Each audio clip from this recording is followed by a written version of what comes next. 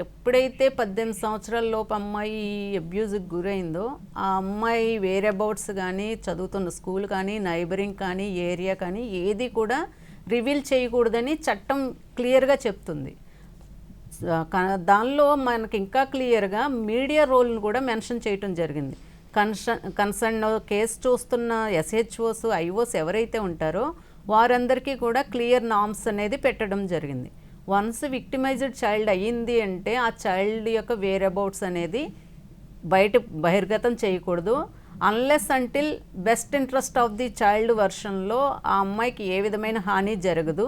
కానీ ఇది బయట ఈ విధంగా ఈ కేసులో ఇలా జరిగింది అని చెప్పటం వల్ల ఏదన్నా ఉపయోగం ఉంటుంది పాపకి అని స్పెషల్ కోర్టు కనుక ఏదన్నా డైరెక్ట్ చేస్తే based on that only we can వాళ్ళని మనం వాళ్ళ ఐడెంటిటీని రివీల్ చేయకపోయినా కేసు యొక్క పరిణామాన్ని హిస్టరీని మనం తెలియజెప్పచ్చు.